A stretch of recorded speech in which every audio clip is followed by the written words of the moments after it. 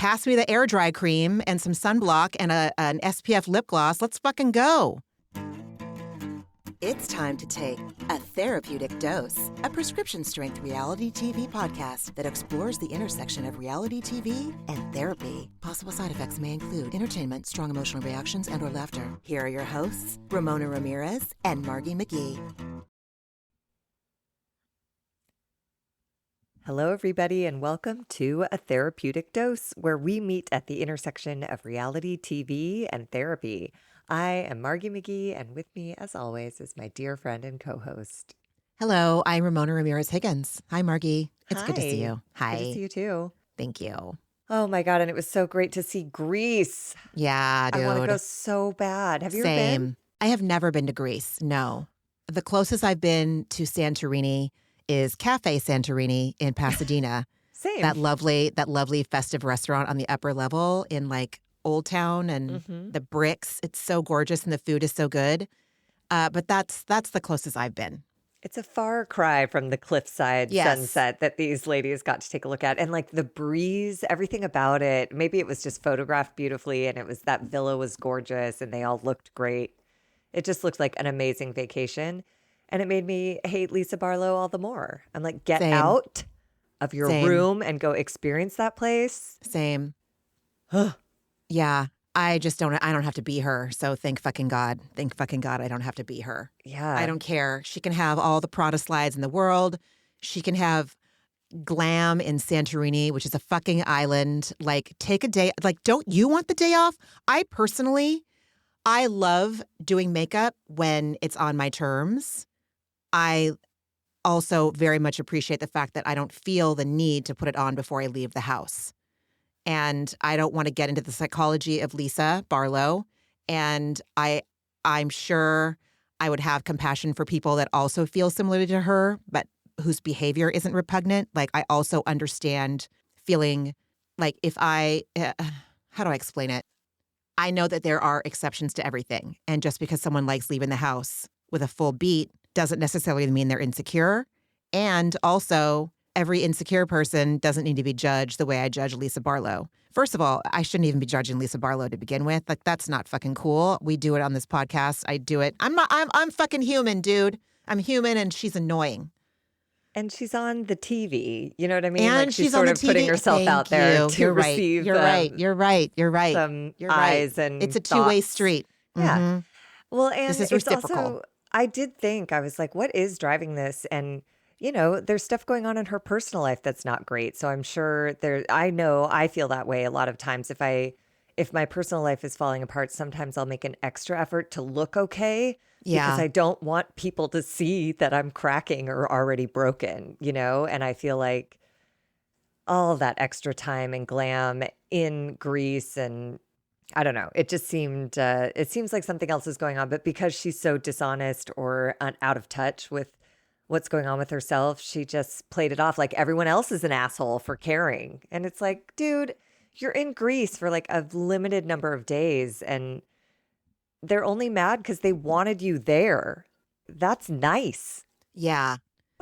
That's a nice reason to be upset. Yeah. Give yourself a break, dude.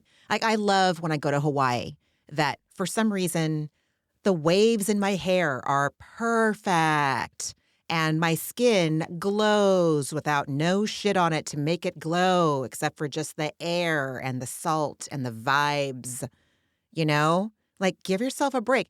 And it's not like the other ones weren't also in full faces of makeup. I don't know if the other ones took glam. Like, did Meredith do her own makeup? I can't imagine Meredith doing shit by herself. Well, maybe. But Whitney said, she's like, I did my makeup in 10 minutes and I used Heather's makeup. And 4 minutes. 4 minutes.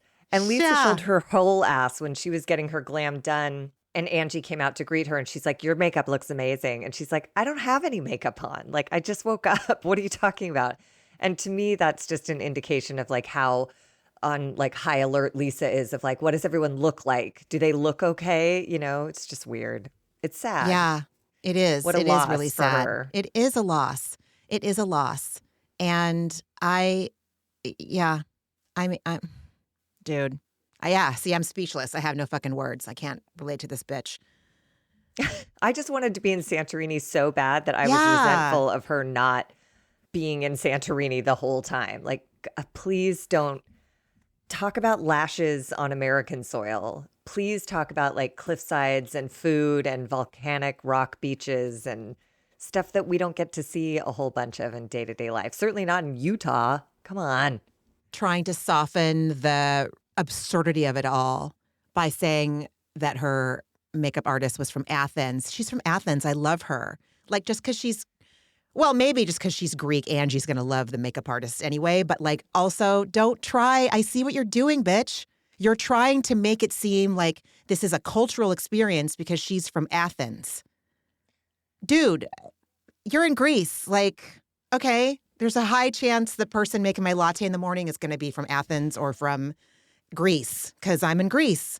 Yeah. I don't know. It tracks. Yeah, and she just kept trying to sell us on how everything that she was doing was her choice and it was great. Like, I'm glad I walked alone. I got to see Santorini alone and I Oh got my my God. 10,000 steps in.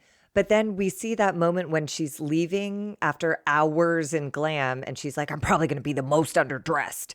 Like, that to me was the real look at how she's doing. Like, she's completely pissed off and consumed with her appearance.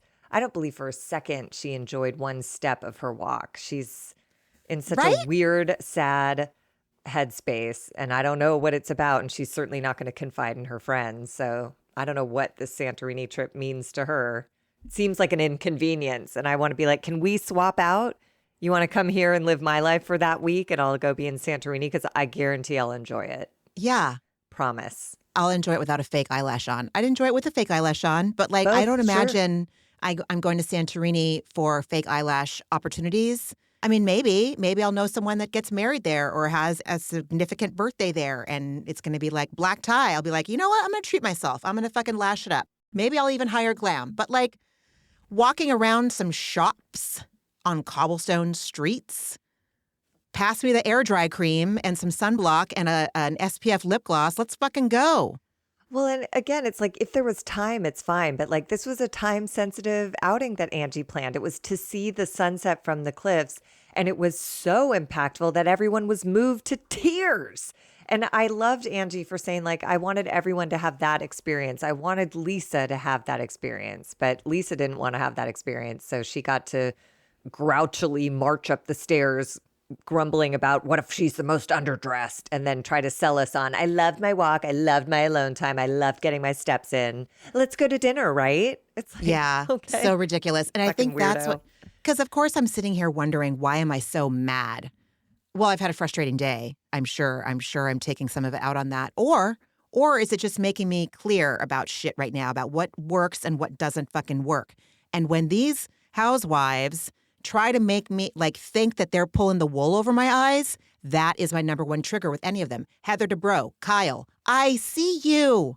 I see you. I see what you're doing. You don't get to do it. You don't get to do this to me. It's stupid. La. Like, fuck you. I see you. You're not that good. You're Well, not. I'm not that dumb. Please Yes, stop thank you. approaching Yeah. me like I'm some doofus, who just like rolled off a turnip truck. And you just don't have to waste your energy on convincing me that 10,000 steps all by yourself you guys missed out. You missed She's out. so full of shit, man. She left and it was dark. We saw the inside of the fucking house. There were no lights on and there was not enough light. I remember she was walking up those stairs and I was like, she needs a hall light on. Those stairs are dark. That's because the sun set, bitch.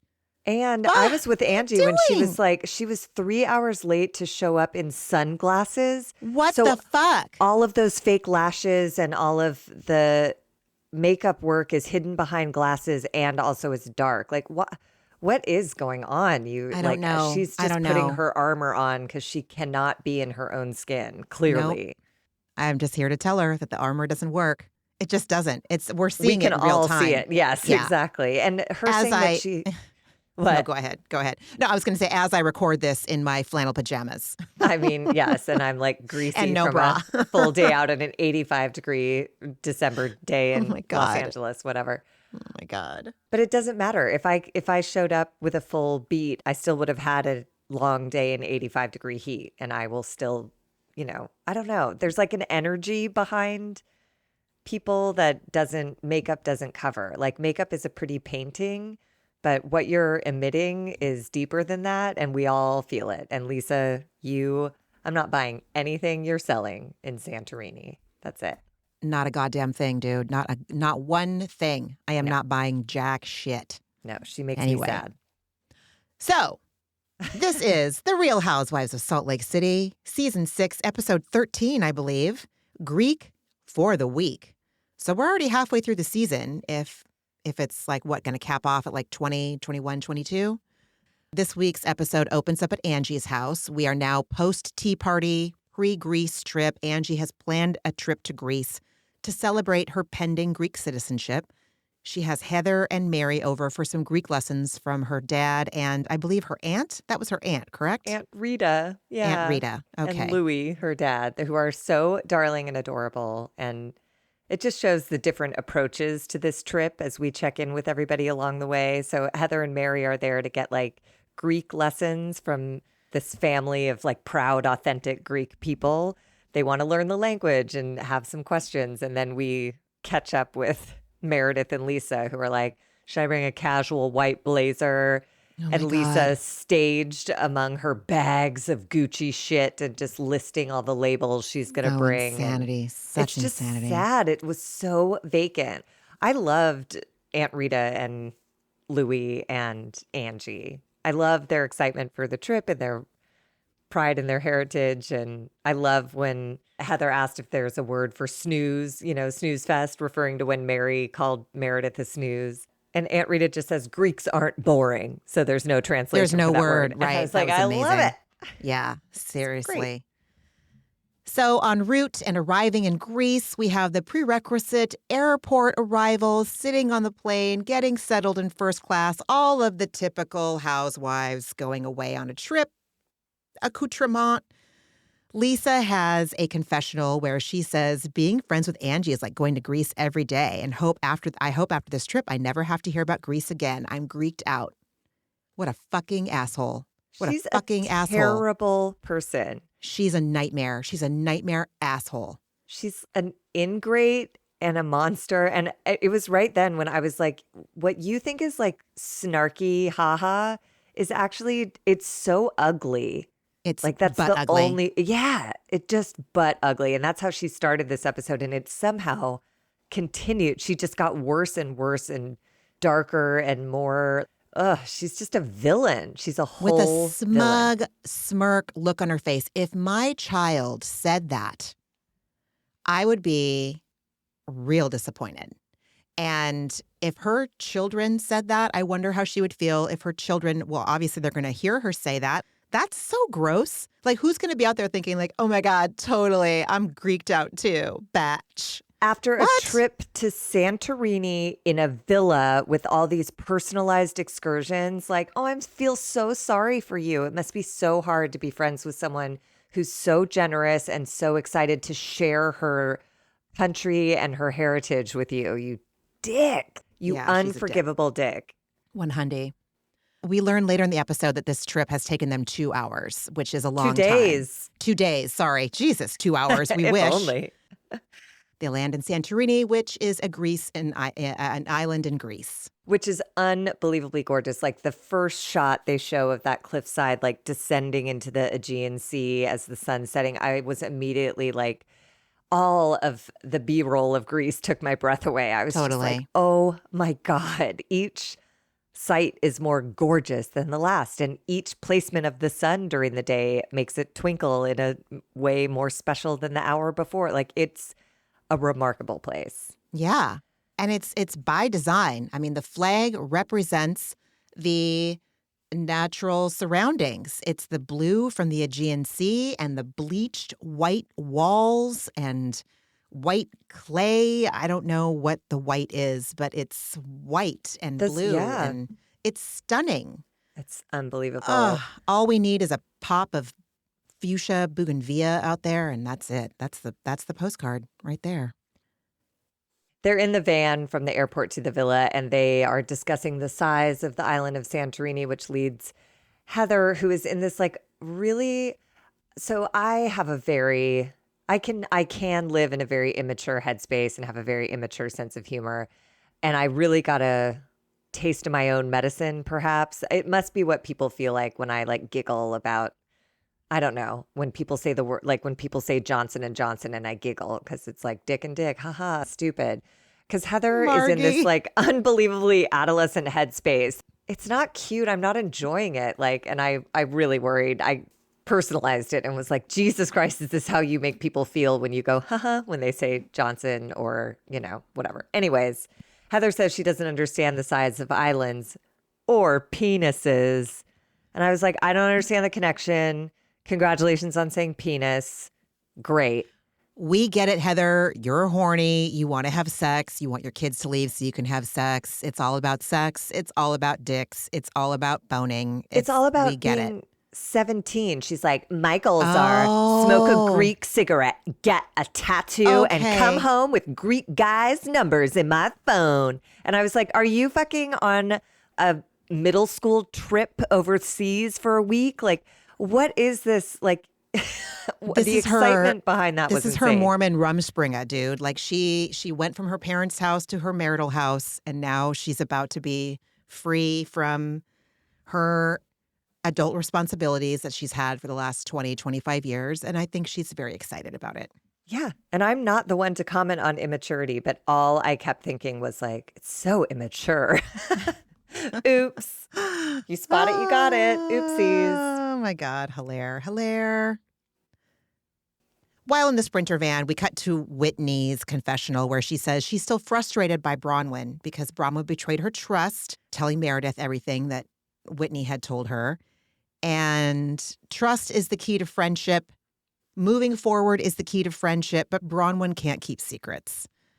Can I just say that Whitney's, I mean, these women, Whitney says, I think the key to moving forward is not going backwards. And I was like, Ooh, deep. did you really just say that? It's like, I think the opposite of happy is sad. Like, that's news. I was like, great job, Whitney. Thanks for landing that plane for us. And then they wind up at a restaurant. It appears to be pretty late in the evening. And this lovely man named George greets them, offers them sangria, and the nicest invitation that I want to give everyone who ever comes to my home ever again. He invites them to start relaxing. And I was like, to start, he hands them a glass of fresh sangria and says, start relaxing. And I was like, oh my God, what a great invitation to start a vacation. It begins now. Relax. I loved it. I love George. The restaurant was called Beef Bar. Oh, that I didn't notice that. I wondered why there Beef were bar. Wagyu beef quesadillas. I was like, this isn't the Greek food I'm accustomed to, but okay. Beef Bar. Sure. Yep. Why not? Yeah, exactly. It's all Beef Bar in this nice, like, serifed typeface. Beef Bar. On like a gorgeous cliffside, like it's like Yeah. Chili's being on like a Malibu cliff or something, but It was whatever. hilarious. I love George. George of Beef Bar. It's such an odd episode. Like, it's so discombobulated. Angie is telling the group she's glad that she got, in regards to how long it took them to get there, 2 days. She's like, I'm glad that at least I had the bags under my eyes removed because they're traveling, suitcases, bags, yada. You're like, Ramona, we get it. Yes, No, we I understand. Of course, I'm fascinated by plastic surgery. So this had my whole attention. It was completely disjointed, but she's saying they'll take it easy tomorrow because they've been traveling for 2 days. And she's like, at least I got these bags under my eyes fixed. And she explains that she had the fat pads under her eyes surgically smoothed. And then she demonstrates how that happened by saying they used chopsticks to break up the fat and then they smooth it back into place, which that can't be what the procedure actually is, but I was fascinated by it. Maybe they have a medical grade stainless steel type of, make it an implement, maybe, to I'm not use sure the word it's chopstick. But more sophisticated than chopsticks. yeah, I mean, there are bags. There are no products out there that will take away a genetic pad of fat in That's your the tear buccal trough. fat, right? Like, isn't that, or is that something else? Oh, a bleph. Sorry, a bleph, a lower bleph and an upper bleph, right? I feel like bleph might just refer to loose skin or hooded eye. Oh, So I don't know that a bleph automatically includes the removal of a fat pad. I think that they can be separate. I can see them definitely being done at the same time, because a bleph is just removing what the doctor considers to be excess skin. So like if you have bags under your eyes that present as like a genetic fat pad, nothing you can buy at a store can take that away. That's got to be surgically removed. Just like no product can tighten the eye area like permanently. Nothing like surgery can. So do either of those procedures cross my mind from time to time? Sure. Have I seen a bleph gone wrong and absolutely am scared straight? if you have Definitely. not, everyone Googles Simon Cowell and Bradley Cooper and get Y'all, scared straight. bleph on men can just go so horribly wrong. But I feel like it's a crapshoot. Like, I don't even think it's the doctor's fault. I think it's just a gamble of like That's the thing. how it's gonna settle. And some people it looks exquisite, looks great, Yeah. and you can hardly tell. And then some people are Simon Cowell, where I literally scream. It's like a jump scare every time I see his face. Terrifying. God bless. God bless. So Meredith says that she likes Botox, but not a big filler fan. And I was like, okay, I guess that can be true, because it does to me look like she's had injectables, whether or not those are traditional fillers or a biostimulator. I don't know. I believe she's had facelifts. She has plural. had facelifts. So you don't need fillers if you're getting good deep plane work done. So congratulations. Anyway, Heather obviously says that she's a big fan of all of it. Get it all day, every day, because that's her business. Exactly. But also she's right. Anyone should be able to do whatever the fuck they want to their face. Yeah. I did appreciate Bronwyn for saying that her ocular fat pads will remain noticeable because she's not willing to have that surgery.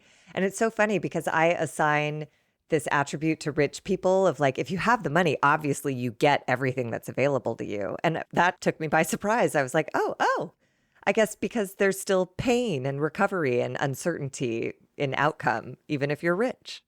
I mean, I think there's always going to be a trade-off. I Yeah. think there's always going to be a trade-off. Like your face might look refreshed. I know when I have Botox and it's in that sweet spot between like a week to 2 weeks when it's brand spanking new and it's really had time to settle, I'm like, oh, there she is. She's had 8 hours of sleep and she's been drinking her water. Yeah. I think about surgery. I do. I think about it. I think about it I already know who I seriously. want to do mine. And everyone's like, you don't want to look pulled. I'm like, you don't know me. I always say I want new problems. I want people to go like, ugh, Margie's too shiny. And I'll be like, yes, but I'm not wrinkly or jowly. So that's my choice. I choose stretched and shiny as opposed to wrinkly and jowly. New problems. Like you said, it's a trade-off. You don't ever get to be 20 again. No, I don't get to be 20, but stretch and pull and try things. If for some reason I end up not looking like myself, that is going to freak me out. And that's what keeps me from like getting a consultation in earnest. But that's why we have to find our way to Kristen Wiig's doctor. My God, have to. Person is an artist. If anybody knows the name of Kristen Wiig's surgeon, I'm going to have to deep dive on Reddit for that one. I wouldn't even trust Reddit. I would have to go directly to the source. Oh, you should absolutely trust the plastic surgery and the skincare Reddits. I've learned more from Reddit. It's not just weirdos on there. Yes, I'm sure that's true. I just feel like if I could hear it from the horse's mouth, that would confirm as opposed to, For sure. Because there's lots of great doctors out there, but I really want to know. Oh, not same. just what practice, but which person picked up the scalpel and did that glorious number on hers. Because she looks like herself, but the same as she did 15 years ago. Amazing. Kristen looks like the best kind of yassified, like not even yassified. She just looks like she's been airbrushed, she's been in real fucking life. Yeah, love and it is stunning. Her work is the bar. There is a surgeon's name in San Francisco that I've seen repeated Associated a few with her? times. No, just in general with doing good work. Anyway, we'll see if I'll I've got make my an eye on appointment with Dr. Carolyn Giacono. Chang. Oh. Yes, you have.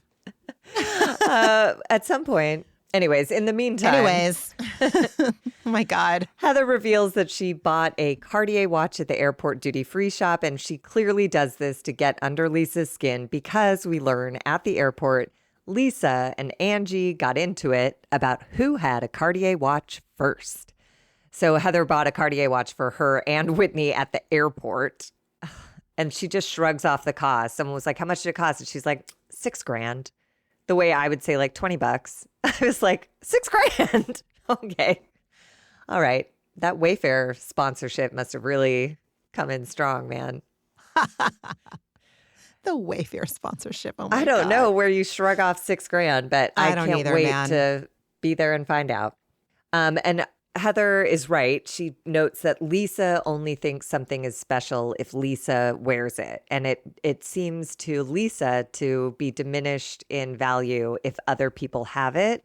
So Lisa has to tell other people who have the same fine jewelry or car or whatever that they're copying her. And it's just the exhaustive mental gymnastics of keeping up with being the best, like being the Joneses that everyone's trying to keep up with. I just wouldn't survive Lisa's headspace. Oh my God. Nuts. Not for a hot minute. Same. Mary can't believe they're arguing about a Cartier watch. She called it like a Cartier. She's like, Cartier, a Cartier watch? yeah, That's a grandma yeah. watch. Ay. Lisa and Angie start getting into it again about the watches. And Angie says, listen, my Cartier is so old that there's a picture of it on Facebook. That's pretty fucking funny. That was hilarious. Yeah. And then they start fighting about who had what first. And it extends to watches, cars, clothes, Porsche Gate. I had 5. I have 4. I have a 2025. It's the first of that color in the state. Like, get a fucking life. Is this what's in your brain? Dude. That was my favorite when Lisa goes, she gets into it with Angie, and then she's like, it's not a competition. And my Porsche is a 2025 and the first one of that color. And I was like, whoa, like, you just said it's not a competition and then tried to end the competition by winning it. You're a weirdo. And then she does if anyone is looking for like the most flagrant example of you spot it, you got it, or projection, here it is. Lisa says, Angie is such a jealous, competitive person. It's unhealthy. She's going to take years off her life if she keeps this going. I don't even know what you drove, but you know what I was driving as you watch me on TV. And I was like, oh my God. First of all, you're jealous. You're competitive. And second of all, you're gross. Unbelievable. I can't remember. All I remember is like the faceless steel gray to black SUVs that she's driven. I'm sure that they've been Land Rovers of some sort. But like, Lisa, I promise you, Lisa Barlow, I say this with, as the Youngs say, 10 toes, full chest. If I pass you on the street, the most I'm going to say is, I like her long middle parted hair. Guess what? I also have long middle parted hair.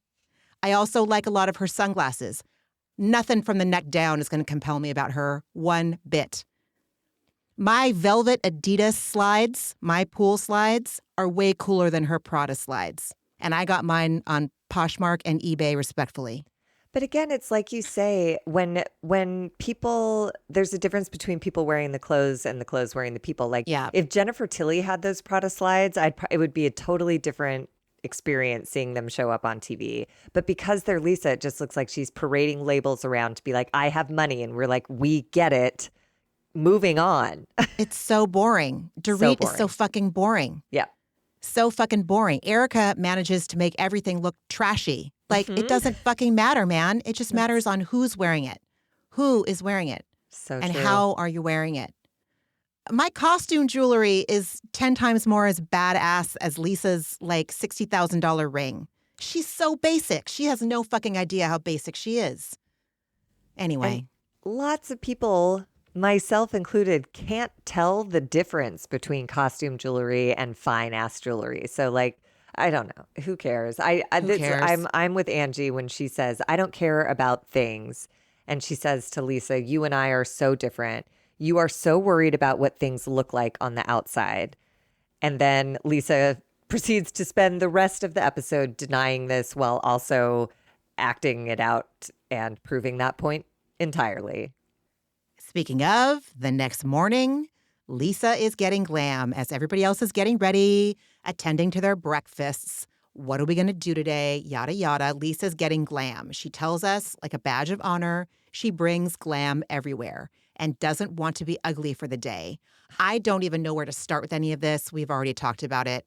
First of all, if you think you're ugly without makeup, that's a problem. That makes me sad for, I was about to say anybody who feels like that, but that's not true. I don't feel sad for certain people that have real questionable It's makeup just that like choices. ugly radiates from the Fill in the inside blank. out, Yes, just like that's what I'm beauty saying. does. And so for Yes. her to say, why waste a day looking ugly? It's like, well, you've wasted this whole episode looking ugly because while you have a full face of makeup on, you're a monster Yeah. and you're treating everyone terribly and you're being disrespectful of your host and you're being gross about this incredibly decadent trip to an unbelievably gorgeous locale. So blow me. Blow me. That's it. Blow me. So Angie is, when they're sitting down to breakfast as a group, she is selling how great Greece is and how great the breakfast is. And I get it. You have Greek pride. I want to say from my own experience, I invite you, Angie, to ease up. Your castmates are not going to love Greece or appreciate Greece any more than they are already capable of doing it. I understand where she's coming from. She has pride. She's proud, lest they not notice the details that are inherent to Greek culture and Greek food and Greece in general. But it's just going to like make them want to shut down and then react like Lisa says, which she's Greeked out. However, I now want Greek honey on some Greek yogurt. But I'm also I see myself in Angie. Like when I take people I love somewhere I love, I'm a nightmare. Disneyland is a perfect example. Anytime I take people there, I'm like, but do you notice how clean it is? Did you hear the music piping? And it's like not too soft, but not too loud. And it's like I'm an asshole. And I'm like, and then you walk this direction, you can get there really fast and blah, blah, blah. Does anybody know about this shortcut? This used to be Tom Sawyer Island. Like I'm a fucking asshole, but it's because I love it so much. And I love the people I'm with so much that it's almost like I'm overstimulated with like love. And it becomes a lot of talking. And it's like if I could tell Disneyland about my friends, I'd be like, have you guys, you've never seen these people here before, can you believe it? Like I would tell the inanimate objects if they would listen. So anyways, I felt for Angie the excitement and overwhelm of being in a place that you love with people that you love. And I totally do this. And that's why I was telling her that, because I have done the same thing. Margie, I was actually going to use Disneyland as my example as well. That was We the have to same go thing. together. We really do. Get it. We really do. Like when I've taken Leo, especially the last time, because he's, as he gets older, he can understand more nuanced stuff and stuff like that. If you weren't raised going to Disneyland, I don't know if the magic like hits as much as it does if you were raised like going all the time. Maybe so. It also can suck if you were raised going all the time because the current iteration of Disneyland is so different. Are we really going to go off on this? Well, whatever. I'll wrap it up in a minute or two, maybe 30 seconds. My point is that, yes, I was going hard. Like, do you see blah, blah, blah, blah, blah, blah, blah, blah. But like, And at I night, also, the snow comes out of there. yes, And like, exactly, It's exactly. But I also know it can be like, bruh. Yeah. And I can also share, to bring it back to therapy, in my most recent work with medicine, I was explaining what I do, that behavior that we just talked about, like really just like driving it home, like you don't understand, this is so great and this is why I want you to know this and blah, blah, blah. I was like, I don't know why I do this. Like I just need to let people be. And one of my therapists there was like, Ramona, all I hear is that you care. And that's just what you got done saying, Margie. You care. You're there with people you love and you want them to like experience everything that's great about where you are or what you're talking about.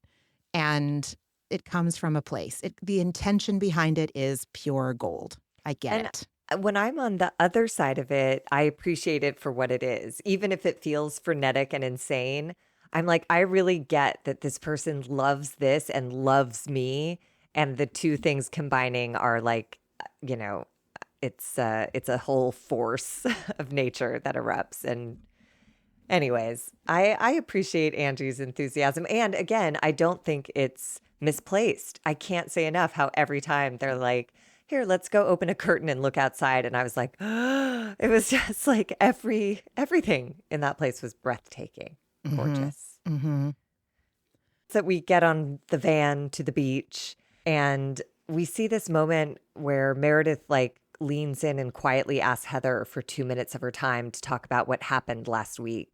And Heather had previously told us that while Brittany has forgiven Meredith, Heather has not yet, because she's very hurt and disappointed that Meredith issued a friendship ultimatum by saying it's Brittany or me, and then called Heather a liar when she relayed what is clearly the truth of what happened on that plane, in my opinion. So she asked Heather for 2 minutes of her time to talk through what happened last week. And in a confessional, Meredith tells us that she tried contacting Heather last week to find time to resolve this because, in Meredith's words, there was definitely a misunderstanding about me calling her a liar. And thank you, editors, for editing in a flashback of Meredith pointing to Heather and saying, "You lied."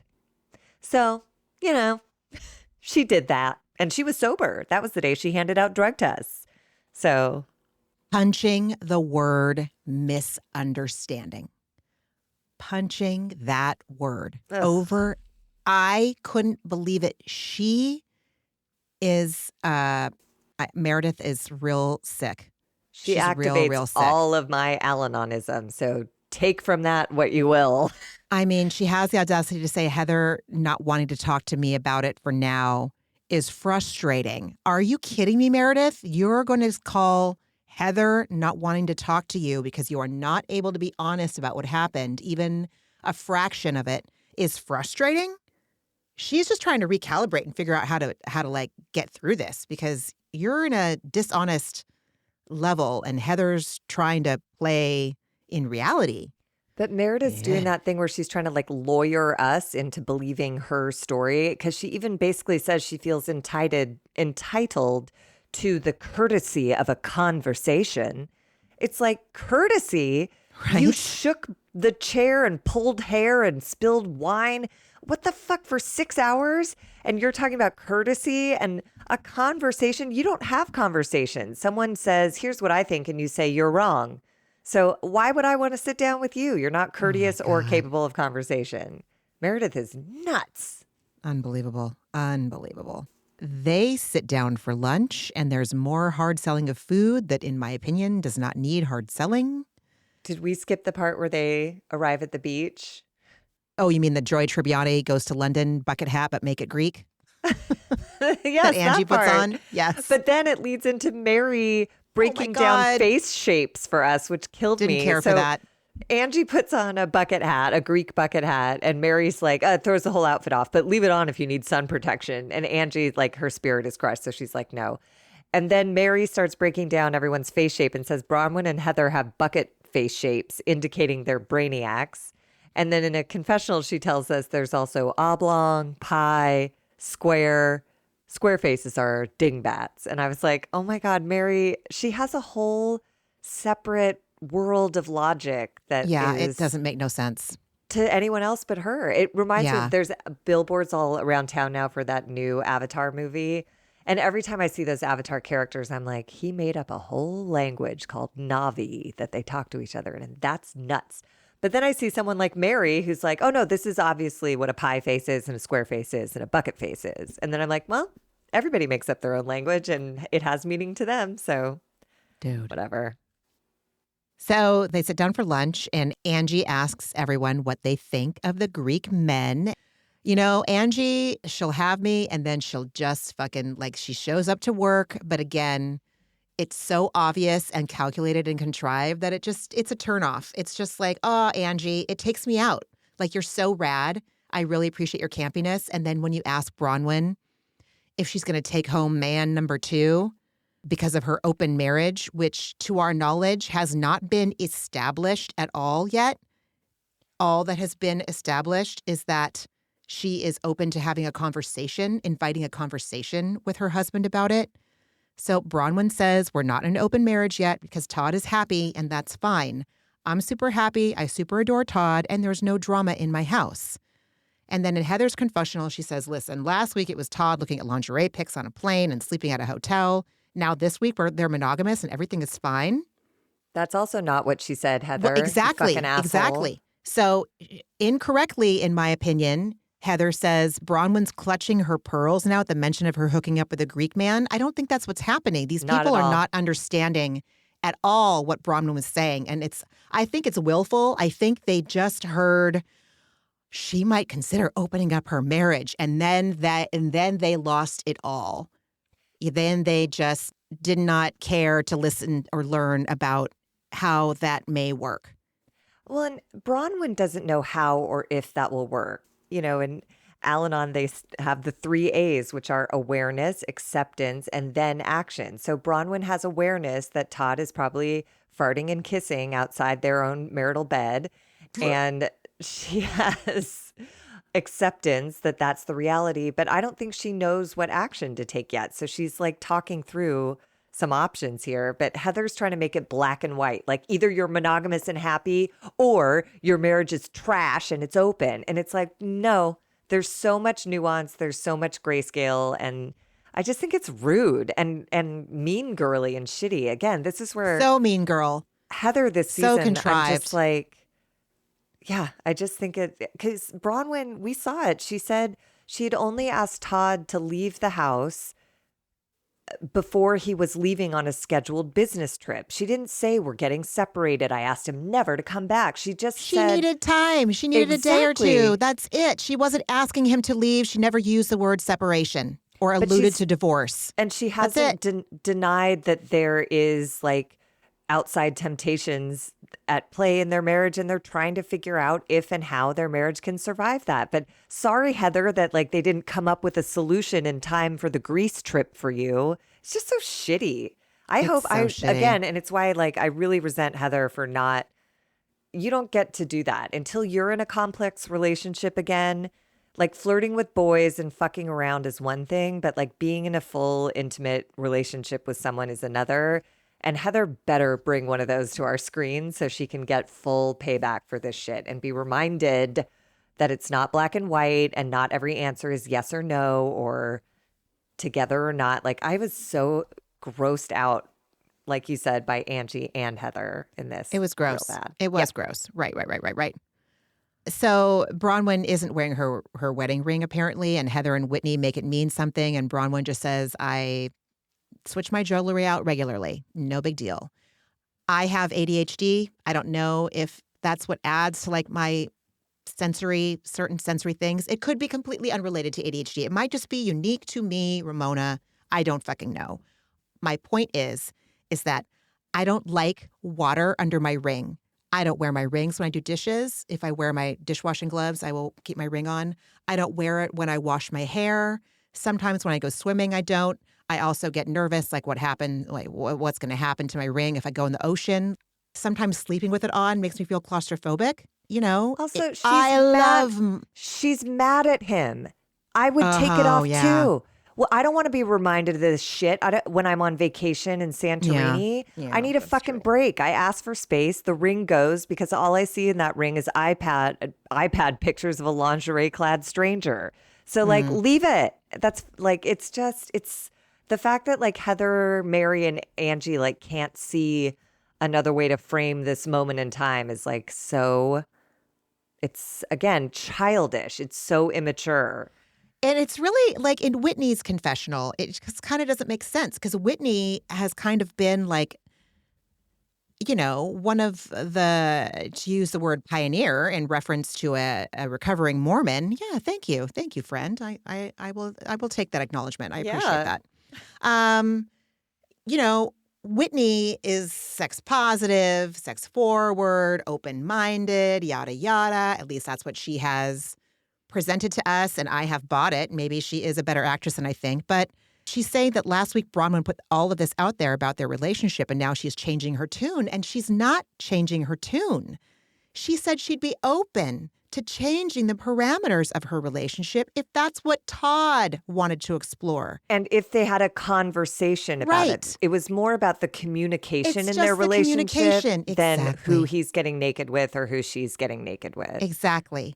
And if that's what Todd wanted to explore. And apparently for now, he does not. So maybe for them it has been Or he resolved. does, and they're working it out. Like Right. and like Bronwyn said, she said pretty irritated and kind of disgusted as I was too, or maybe I just projected that onto her. She said, "It's so weird that I came to you guys really honestly, and this is the outcome, basically." She said, "I Exactly. don't have to explain anything that happens in my house." It's And I was like, true. "You don't, and you shouldn't, even though I want to hear about it. But like if this is what these women are going to do with like a complex long-term marriage issue, bye. I'm not telling you anything ever again either, To me, it just ladies." shows nothing but like ignorance and the salaciousness of it all instead of questioning constructs that may or may not work in that relationship or other relationships. Like this became a reduction to what we see on Secret Lives of Mormon Wives, a bunch of Exactly. horny 20-year-olds swinging because they want to do it with someone other than the one person they married and have ever experienced sex with. So Bronwyn and Todd are obviously of a much more like advanced age and mature relationship. So I was curious to see the storyline play out. Whitney expressed interest in the same, and now it's going to die because these assholes were like, "Oh, she's clutching her pearls and saying no, never." It's like, okay, Unbelievable. screw you guys. You just killed like an actually interesting storyline. Great. So while they continue to like have their respective confessionals, like, I don't understand why she's getting mad when she said all of this stuff and it doesn't make sense to me, that's on them. But while they are then discussing it at the table or like questioning Bronwyn, Lisa's face is just like at a tennis match with this like evil, smirky, smug laughter face. Like, at least have the decency to keep it to yourself. If you're like clapping on the inside, like, yeah, look at this shit go down, like, I get it. Whenever my husband comes back, I can't believe I'm saying this out loud. Like, if my husband goes to San Diego on a trip, like, he comes home and I'm like, you tell me fucking gossip. You tell me anything. I don't give a shit if it is a tea bag that's been like dry from like 2013 in the bottom of the tea drawer and it's like gross and shredded. Like, I want anything. I want anything. So I understand like the love of gossip and how fun it can be, but like don't bring it in public. Well, and she just like I revels might in cut that out. she, she just revels in other people's pain. She And then when it comes does. time for her to face the music, she cries and and like whimpers and calls her husband, and like she's just a nightmare. And Oh my speaking of God. nightmares, Meredith somehow chimes in here with her victim narrative to lend to the Oh my occasion. God. And she just says to Bronwyn, like, "I don't know anything about your situation, but from my experience, this is not the end of it with this group." And I was like, "Meredith, Wow. why does this have to be about you? You're so annoying." Ridiculous. Ridiculous. So ridiculous. So they go back. They're going to start getting ready for their evening plans. Mary is putting makeup on in her room, and then I heard an unidentifiable noise, and she got startled by it. And then she says, "Oh, they're tearing up the room." And I don't know if she farted, and that was the noise I heard, and the fart tore up the room, or if someone was moving equipment around the room and it made a boom and it startled her. I I thought maybe you mean, might know. I Mary has planted the fart seed in all of us this season. It has come up episode after episode. But I assumed it was, like when someone moves a piece of wood furniture on a floor, it can sound like a fart. So I Okay. don't know either. And I let that wash over me and I didn't rewind, and I regret that choice now. That I thought I was doing the mature thing. I was like, "Margie, do not keep Well, going." But I'm it here to makes me validate you that you and I weren't the only appreciate one that. that maybe that crossed your mind. Yeah. Of course it did. Again, she had a full 2-minute fart monologue a few episodes ago. So, like, she has groomed us to bring that into our consciousness. Anytime there's an unidentified noise, we'll assume it comes from her butt Oh, until God proven bless. God otherwise. bless. Okay. Ay, ay, ay. Heather comes to Mary's room basically to bitch about Meredith and gossip. And Heather basically says, "It blows my mind that Meredith can make all these cutting comments and call me a liar." And I loved Mary for just interrupting her. She says, "Say it. Say that to her face. I think you need to be more direct. Tell her how you're feeling because she does listen to you." And I was like, standing ovation. I was like, "That's it. Thank you, Mary." It's probably too direct and too simple a solution for a reality TV show. I understand Heather's trying to like make a TV scene here, but Mary's right.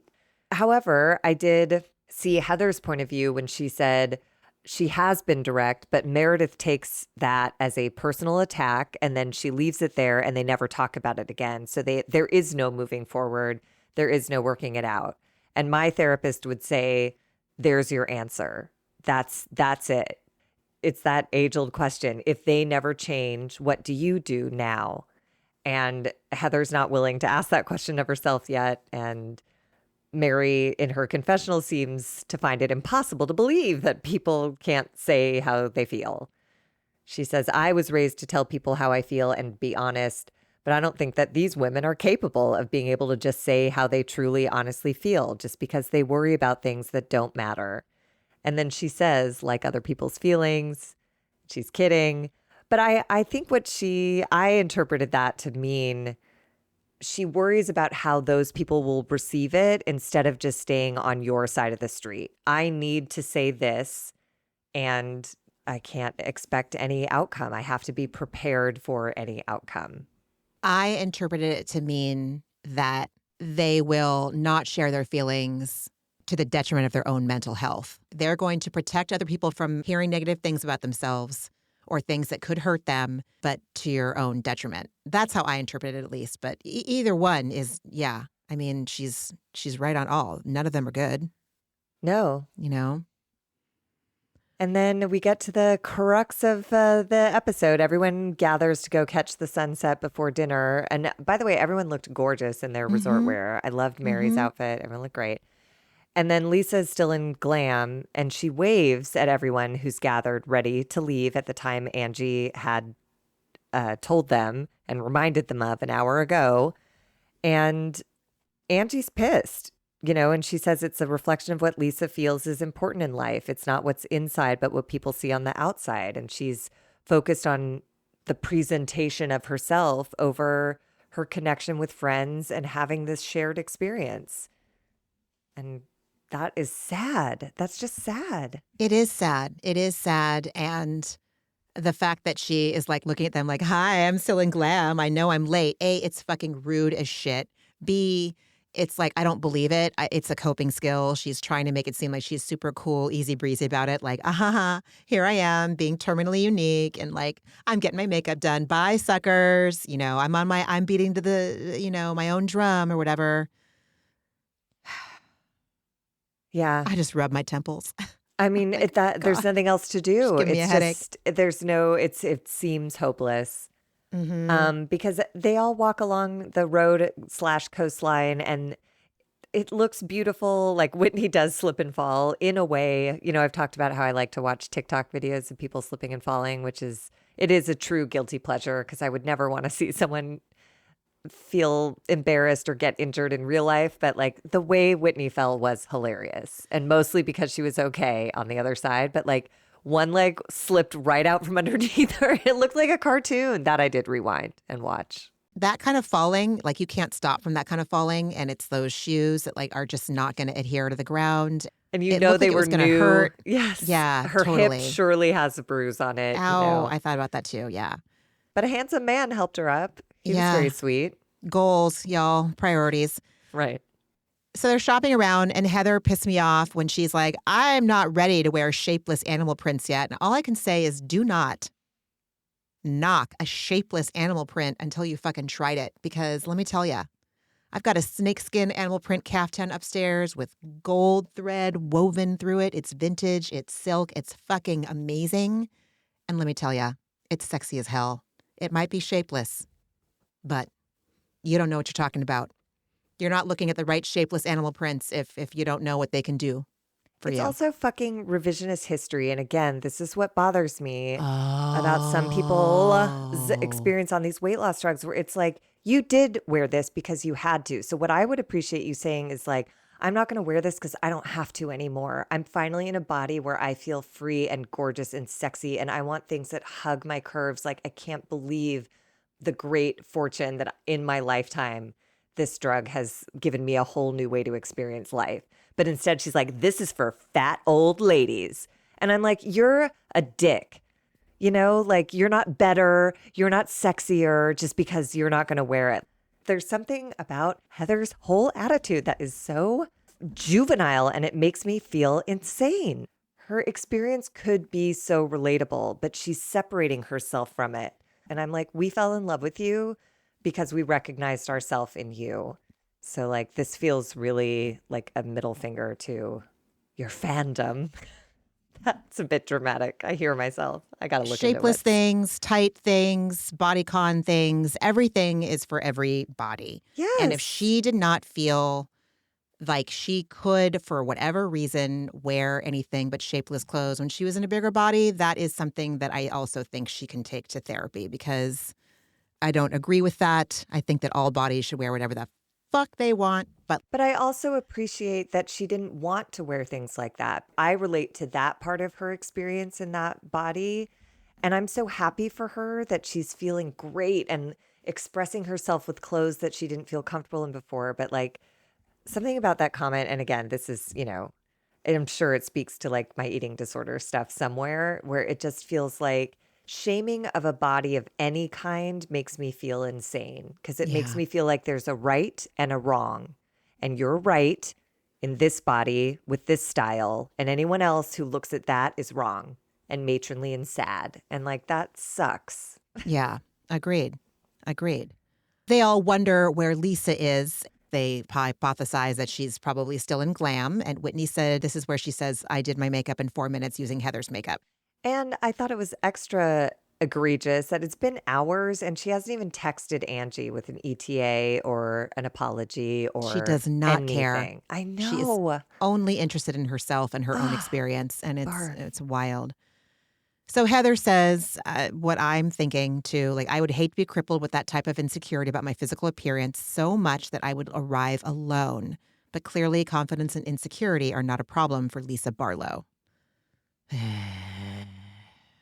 But again, it's like coming off of what Heather just said, I'm like, you Yeah, spot it. I get it. You got I it. thought the Like same thing. you could relate to her on this if you tried, but instead it's like, that's her problem, not mine. I don't touch that.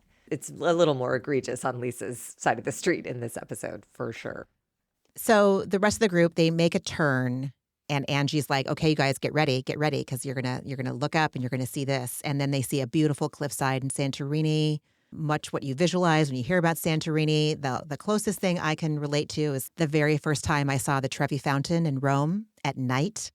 I wasn't prepared, and even if I thought I was prepared, I still wouldn't have been prepared. I get shivers, like even just thinking about it. You're just overwhelmed by this beauty and this architecture and this sculpture. And you're like, I can't believe I'm standing and looking at this, and it's so And the close to me. history of it. And the It's history, so old. right. It's like, oh my God. Lisa missed that because she really liked a lash. And I loved Angie. Like Heather, most all of them are reduced to tears. Like it's breathtaking and it's so beautiful. They're moved in such a way that Heather especially is weeping. And Angie says, Heather's the friend you want to take on a trip because she values the moment. She feels it so deeply. She is so grateful and just takes it in. And she says, that's what I wanted for everyone. That's what I wanted for Lisa. That's sort of the come down of the frenetic Disneyland energy. It's just like, what I really want is for you to know how much I love you and for you to know how much I love this place and experience that with me. That's the ultimate Venn diagram crossover. But Lisa's strolling down some road taking video of herself, which is also just whatever. So whatever. So she finds the group in a shop and says, I've been all over Santorini and I got in my 10,000 steps. I call such huge heaping piles of steaming bullshit on that. I can't even tell you. And gross. But real quick, right before Lisa catches up with them, we have a little moment in a shop with Meredith and Mary. Oh, yeah, I forgot about that. Sorry. Where Mary asks Meredith how she's doing with the little rough spot she and Heather have found themselves in right now. And Meredith is immediately defensive. And she says, I called her and she didn't call me back. And she hasn't responded to an invitation I extended today to talk. And if she doesn't want to address it, we can just move on and that's fine. And it's like, no, it's not. It's not even possible to move on, let alone fine. And I appreciated Mary for just listening to Meredith's bullshit, waiting for her to be done. And then basically she said, she just insists that they both need to open up, be vulnerable, and talk to each other because there's something there. meaning there's a friendship worth salvaging as opposed to both of you prideful fucks turning your back on each other and abandoning this. I wonder what she would say off camera. I wonder if they'll ever have that conversation, because clearly that's what Meredith is going for, trying to get Heather alone to say, like, I will never admit to this on camera, but I will admit to you that I behaved poorly and I said things about you that are not true. But if cameras go up and you say I said this, I'll bury you. Dude. So they head to dinner, and Angie tells Heather it's odd that Lisa is 2 to 3 hours late and shows up in sunglasses. It's nighttime. And I think it's odd, too. Especially after being late for glam and eyelashes. Yeah. And then you're buried by... What a weirdo. Oh, so they walk up a really tall flight of stairs to their dinner table overlooking a gorgeous Santorini beach cliff. And Meredith stealthily puts a box at Heather's place setting. There's an evil eye in it, and she says it's a peace offering, and Heather says it's not going to work. Meredith didn't say it was a peace offering. This is how like crazy obtuse Meredith is being. And Heather read it right. She's like, I feel like I'm being treated like the wife of a misbehaving husband who's getting gifts without the perpetrator admitting to any specific wrongdoing. Meredith put the box down, and Bronwyn said to Heather, it's a peace offering. And Heather said to Bronwyn, well, it's not going to work. So both of them are avoiding any direct conversation. And it is like a husband who fucked around and then brings flowers. I get it, but also like, nah. And also like thinking that would be it. I think that she was just stirring the pot. She's either so, no, I don't even know. I don't even know if I can try to figure out what is going on in Meredith's brain. Like, I honestly don't know what that's like. I think she was trying to make like a quiet peace offering to be like, we'll work this out. In the meantime, here's a piece of jewelry, then why give it honey. to her in front of everybody? I agree completely. Because they're on Housewives, Ramona. That's because I'm watching an episode of Housewives. In 5 seconds, she's like, I don't want to do this in front of everybody. I don't want to do this on camera. And I'm like, you just handed her a gift that you bought on camera. Like, come on, man. Jesus Christ. Angie tells the table she has a great day planned for tomorrow and asks Lisa if she can be on time. And Lisa smugly and without contrition says, yes, I'll be on time. And then Mary singles out Heather and Meredith in front of everyone and asks if they're both okay and says that probably the two of them should probably talk. Yikes. Heather says when she opened her box, Bronwyn told her it was a peace offering. And Meredith offers more context and says, you've seemed tense with me lately, and I'm offering her a gift. I'm offering you a gift as a peace offering. And then her voice gets critical, and she starts a gold medal, like, winning bout of manipulation by telling Heather, if you don't think it's nice, and then don't keep it. It's up to you. I mean, I was trying to be nice. Holy fucking shit. Like, so I don't understand. It's the most manipulative, egregiously manipulative thing I've seen in a long time. It's just so gnarly. I appreciated Heather for directly going at it and saying, correcting her. It's like she says, it's not that I don't like the gift. It's just basically not sufficient to make up for the injury caused to our friendship when you declared I was a liar. That's when Meredith, after this whole presentation of a gift in front of the group, says, I don't want to talk about it as a group. And I'm like, okay, you weirdo. And Meredith accuses Heather of trying to rile people up to start in on Meredith again. Heather doesn't have to try to do that. Everyone is in agreement except you about your behavior on the airplane. So there's no riling up to do. It's just everyone knows the truth and you're the one denying it to try and not be called out as some sort of having a moment with a substance and potentially a bigger issue with substances. They sort of launch into the same fight they've been having for the past 2 weeks. And Heather says that she's just being met with a stone wall of denial from Meredith. And at one point, Heather is screaming, that happened. That happened. And I was like, it's so familiar. Like in my confrontations with the addicts in my life, who, again, I love. They're wonderful people. I go to Al-Anon because I love addicts.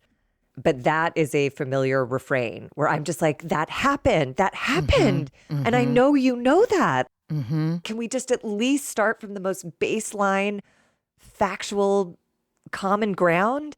And the answer is no when you're dealing with someone who's really in their sickness or a person who needs control or whatever is going on. I'm not trying to diagnose Meredith, but like something's up.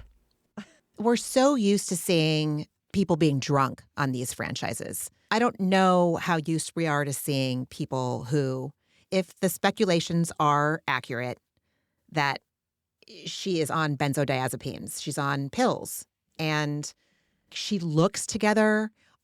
Her outfits are always, very put together, very much like taking a page out of Lisa's book or taking a page out of any addict's book. Well, not any, but a lot of them. If the outside looks good, I have X job, I wear X clothes, I drive X car, I live X zip code, ergo, therefore, I am not an addict. It's a very real thing to be a functional addict. Yes. You don't have to be in a gutter with a needle hanging out of your arm. Or have her to eyeliner have running down her face. Yes. You can look like Meredith and also have issues. And Whitney, and probably people that are also recovering benzo addicts and also people that are in Al-Anon or whatever have gone to therapy because of addiction patterns in their families or what have you. We're starting to see it right now. Right now, in this moment of the episode is where Whitney is starting to go like, oh, fuck. I know where this is. This is my dad. This is my dad. Meredith is my dad. And this is what's happening. It basically just gets to Heather stating very clearly that she was upset by Meredith calling her a liar. Meredith says, I did not call you a liar. Reminder, we just saw the footage where she said, you're a liar. Yeah. And then Lisa jumps in to take up for Meredith's, arguing that everyone makes mistakes in friendships, true, and that you can't hold people to a standard that you yourself don't keep. That's exhausting for everyone. And she calls Heather Judge Judy, bringing down judgment from a throne that no one appointed her to, which is also kind of true, but a little misplaced, this argument. It feels like we're derailing a bit, which Whitney later points out. But Lisa says, if you want people to be good to you, be good to other people. And Heather answers that by saying part of trust is acknowledging where there's a problem, which is what she's trying to do with Meredith.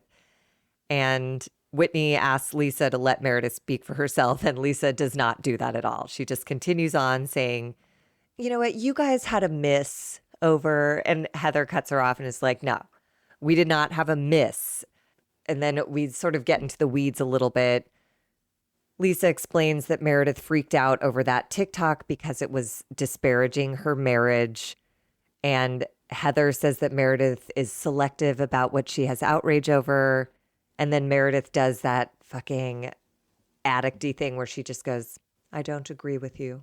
Oh my God. Which serves the purpose of making you feel ashamed for caring, for having feelings about it, and absolutely shutting down your experience and your reality. It's just basically like, you don't exist and I pity you, in those words. And this is where I got so itchy and I itchy to take a walk. I don't agree with you. It's like, that doesn't mean it didn't happen. This Right. is not alternative facts, Meredith. And then she says, and if you want to hold a grudge against me over it, like completely evading any responsibility at all and making And it putting all. it back on Heather. I mean, I don't know if this is actual gaslighting, but it's definitely got it's got some gaslighting characteristics. Got a whiff of markers. gas, that's it's for got sure. a whiff. Yes, exactly. Dude, it's because Meredith has decided she wants to move on from this, probably because she is so full of shame and guilt and self-disgust. Maybe, or maybe she really does buy her own bullshit and she is in denial. Both are terrible. Both possibilities are awful. Yeah, she wants to, you don't watch Bachelor in Paradise, but one of the Bachelor in Paradise used to. contestants this year just kept saying, we deaded it. We deaded it. Oh Meredith my wants to God. dead this, and it's No. just not happening. Anyways, No. eventually we get to Lisa weeping, upset that Heather had said Lisa was being bitchy when they were at that lunch at Valter's. And Lisa did say she felt like Heather was doing that as a show in front of the other women. And I don't disagree completely, because Heather sure does like to stir up a crowd for the cameras. And Heather does apologize for hurting her. And then this did kind of break my heart, because it made me see like Lisa's reasoning is flawed, but it makes sense to her. She says, "You don't turn your back on your friends when they're hurting." And she explains that Heather is asking Lisa to turn her back on Meredith by confirming Heather's correct version of events. So in Lisa's mind, listen, I'm not saying it's right, but I did feel like what Lisa was genuinely confused about, what am I supposed to do? You're telling me that a good friend supports a friend. I'm supporting my friend. And you're telling me don't do that? Like she truly can't see how the truth plays a part in this dynamic. She's like, you blindly defend someone. And Heather's trying to explain like only if the truth supports that defense. But Lisa can't seem to factor that in a meaningful way. If I take a baseball bat to someone's car because I was pissed about something, even if what made me pissed is completely reasonable, obviously taking a bat to someone's car is unreasonable and not okay way to resolve it. And if you were to be like, I'm going to stand by Ramona right now, even though she bashed a car because she's my friend, I'm not going to turn her back to her, that would be insane. It is, but supporting me would be one thing, like having compassion for me. But Lisa is. I'm not saying it's right. I'm just saying I see where I truly saw for a minute that she doesn't comprehend what you're explaining right now. I get that completely, but I don't think Lisa thinks in a nuanced enough way to make that make sense to her. It's too many layers of things. Everything is black and white to her. So she is Meredith's friend, and she thinks what Heather is asking her to do is a betrayal. Oh my God, dude. I disagree 100% across the board. Her saying that brought a little bit of clarity as to like how she's able to put her energy where she's putting it right now. Because it's just clearly so off base, but I see that in her head it's making sense. Okay. I guess I understand a little bit. Yeah, I don't agree it's not right. It brought a little, whatever. It shed a little light on what the fuck, like because to me, it just seems like there must just be like a monkey with cymbals in between her ears. I'm like, what are you thinking? 100. But she gave us a little insight as to like, this is what I'm thinking. And I was like, it's misguided, but okay. Then we get to the heart of the issue where Whitney stops everyone and she's like, look at this table. Everyone is fighting about a million things rather than the central issue here, which was that Meredith was an outrageous, abusive, out of control asshole on the plane when she confronted, attacked, whatever, Brittany.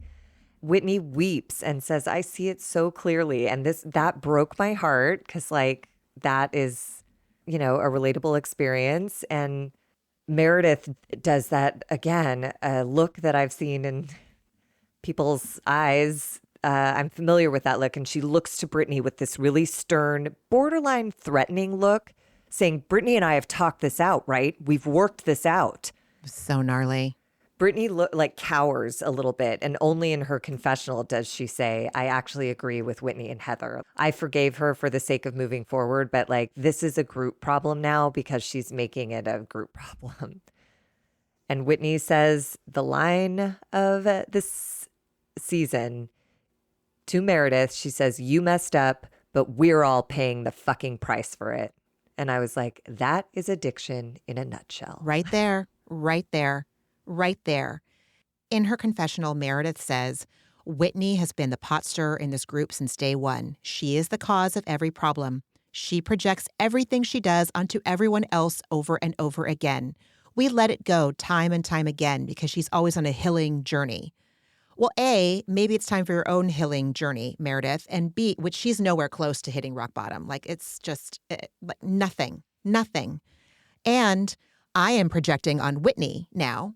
I was the squeaky wheel growing up, always calling shit out. I still am a squeaky wheel. I see or hear or feel misjustice or something out of alignment. Like I talk about it. It's just who I am. So maybe she hasn't been the pot stirrer, Meredith. Maybe she just doesn't like bullshit. And maybe she just says something about it. Whereas you don't say shit about shit. Like we still don't know who Meredith is. We barely know what Meredith looks like. You know what I mean?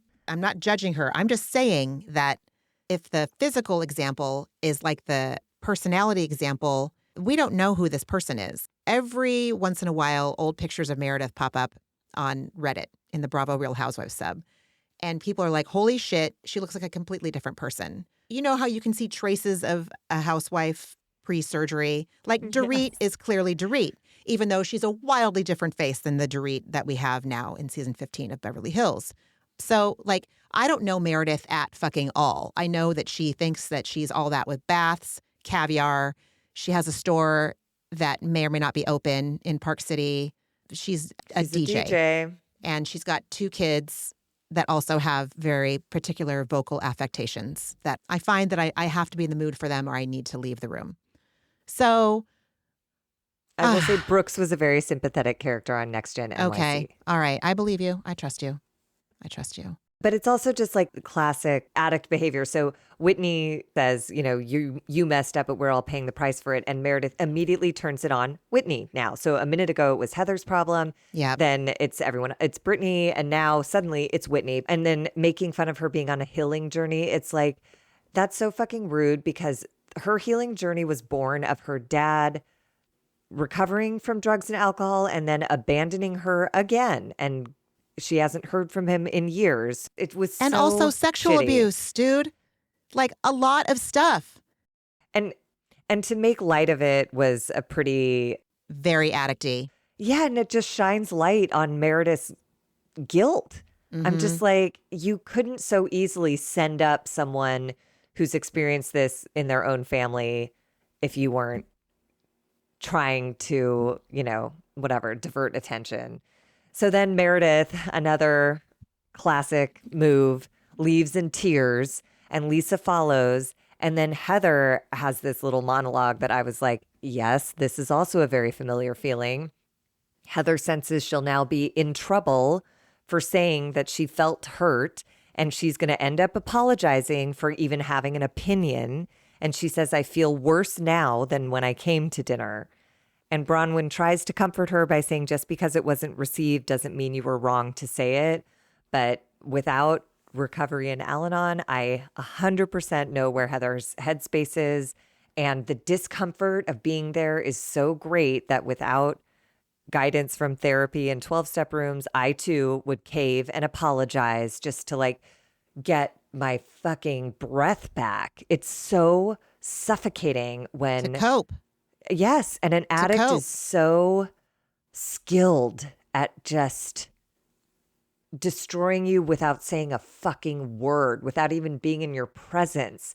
You can feel them resenting you to death. You know, it's wild. Mm-hmm. Yeah, it's such an ugly dynamic. I'm shocked. I did not see this coming from this cast at all. Shocking. This show is so good. It is. It is. It's good. And it's really exhausting. What else did you watch this week, friend? This week, I watched the first episode of Vanderpump Rules, and I was delighted by it. Everyone is young and poor. It's back to its roots. It's just like poor servers with a dream. And that is like my favorite iteration of that show. I watched the first episode of Beverly Hills, and I was delighted. The divorce drama is really intriguing to me. Yeah, I like Rachel Zoe as a cast member, not as a person, but I think she's a really interesting addition to this cast. And then I'm not even going to talk about it because it was so depressing, but I watched that Diddy documentary, which is really well done and shocking. The footage that they have is really interesting, but there is nothing. It's just a bad guy got away with horrific behavior for decades and will serve a very light prison sentence for it. And that's it. And that's the end of the story. And it bummed me the fuck out. So do not recommend. I will be watching Vanderpump Rules tonight to cleanse my goddamn palate. How about you? What did you watch this week? I also watched The Real Housewives of Beverly Hills. And I did like it as a premiere. Dorit is so fucking annoying to me as usual. And so is Kyle. And obviously Erica is annoying to me. I am excited for Rachel Zoe. I'm excited for, didn't care for Sutton and her Avi and Garcelle. Not erasure, obviously, but just complete lack of, just like, you know, she's just taking a page from Meredith's book. Oh, Oh, yeah, I'm because telling you, dude. they're both addicts. You're right. She's the Sutton of Salt Lake City, isn't she? Yeah, because all of this is Sutton is following the exact trajectory of every alcoholic, and I will stand by the scene, the scene that was the downbeat to name 'em that everyone thinks is so comical was Avi trying to stop her from having another alcoholic drink. And I think Avi hit his fucking limit with her alcoholic abuse of the substance and abuse of him. And I think he left. And she's trying to pull this like, there's no animosity. And like, obviously, he signed an Yeah, right. ironclad NDA to get the fuck out of there. Sutton made me sad. She's so isolated. Garcelle has left her. Avi has left her. The only person in her life is her abusive mother. Like, that's what she's left with. So I hope she finds her way to something better. But I have I don't very have a little lot of hope faith. for that woman. Yes. I also watched Vanderpump Rules, and I was pleasantly surprised. And Oh, I was good. like, oh, you know what? It's because like, even though they know how the sausage is made, they haven't been in the butcher making the sausage yet. They don't have 11 years of taping under their belt like the old cast did. So even though social media is a wildly different beast from 2012 or 2013 when Vanderpump Rules V1 debuted, and they know, like, they don't know yet. So I was surprised at how little acting it felt like. Like, it feels like, oh, the one thing I didn't like about Beverly Hills, it is trying so hard to be Selling Sunset with the montages and the feet getting out of cars and the music. Like, stop it. You guys, just who cares? There's room for everybody. There's room for everyone. It was filler, man. That first episode did not have a lot going on. So Okay. there was like a 4-minute montage of people walking around. I was like, I don't, I don't need yeah. to see Erica washing a car. I don't need to see Dorit walking across a street. This is Yeah. filler and It it's was not great. so like, it just stop. Yeah. Listen, Selling Sunset wouldn't even be walking if Beverly Hills hadn't run, okay? So just have faith. You don't need to do this schmaltzy shit that doesn't belong on this show. Anyway, so I didn't mean to jump around, but I was real pissed. So yeah, Vanderpump was a surprise. Maybe I'll watch it tonight too, unclear. And then Gossip Girl, more Gossip Girl. I'm on season 2. Love that.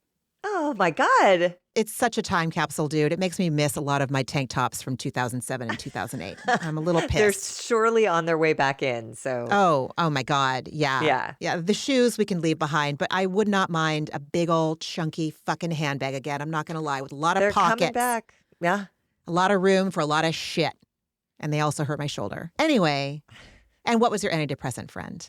My antidepressant was last night. I went to go see a show that a friend of mine wrote, and it was my antidepressant like a year and a half ago when he first did a staged reading of it. It's called The Tuckcracker, and it's a drag version of the Nutcracker, and it's hilarious and thoughtful, and the music is fucking outrageously great. The concept is really clear and amazing. And so he did this like afternoon staged reading like a year and a half ago. He's been working on it consistently ever since. Last night, he did another staged reading of it at the Groundlings, and in the house was RuPaul. And that is just a testament to the creative path. It is long and it's arduous, but like the drag queen was in the house last night to see this show, and not just to be entertained, but for consideration of how to help move this thing forward. And I was so fucking proud of my friend and so reinvigorated by like the magic that this city has to offer. Like LA gets a lot of shit, but watching the optimism and idealism in those cast members of Vanderpump Rules talking about what they want from their experiences out here, and then seeing my friend who's 20 years older than all of them, and sometimes that's how long it takes. But I was just so proud, and I loved the show. But more than that, I was just so moved by like what determination and persistence, and my God, the daily choice to not give up on something you believe in, even when you're screaming into a void. It's not for nothing. Someone somewhere is listening, or it's leading you somewhere. Like, I don't know. Does that make any sense? Yeah, for sure. Great. For sure it makes sense. Yes, absolutely. Absolutely. Anyways, The tut I'm cracker. happy for your friend. I want my hair stood up a little bit for that. LA can be real, like, it's where dreams come true. It's where And it dreams come also true. reminds you that someone of the status of RuPaul will come and sit in a 99-seat theater. It's not all villains at the helm. There are some people who love the art and support a startup, And I Mhm. just was so delighted to see that. So, anyways, what was your antidepressant this week? Well, I got to take a girls' weekend and go to Palm Springs with 3 of my dear friends from, well, I mean, yeah, we met in high school and right after high school, but it doesn't matter. Like, they're just, sisters from another mother. And I was really grateful to get to redo this trip because the last time we were all in Palm Springs together is when I had my gallstone attack. And so it kind of like put the trip on a real shitty ending. And it was nice. The weather was great. It's always just even though it's my friend's house, it feels like my house too in a way because I've been going for so many years now and it's just a constant. I like that. And now I'm ready to get back into the holiday swing of things and yeah, enjoy the rest of December and the New Year and Christmas trees and decorations and lights. Mm-hmm. Yeah. Good. Yeah. Yeah. Everybody, thank you so much for listening. Margie, I feel much better now than before when we sat down. I was a little Yes. cranky. But yeah, this has been great. Everybody, take care of yourself. Margie and I are going to talk about what to do about Beverly Hills because, as we know, this show is going to be ending and then we're going to need to talk about something anyway. So we'll see. We'll talk about it. Yeah. Yeah. We'll keep watching. Anyway. We'll figure it Yeah. out. Yeah, we'll figure it out. Everybody take great care of yourselves, and we will talk next week. We'll talk next week. Bye, everybody. Bye. Ramona and Margie are obviously not doctors and do not provide medical advice. Their content is intended to be used for entertainment purposes only. It is not intended to be, should not be interpreted as, or used as a substitute for medical advice or a diagnosis of any health or fitness problem, condition, or disease, nor a recommendation for a specific test, doctor, care provider, procedure, treatment plan, product, or course of action. My mom isn't a doctor.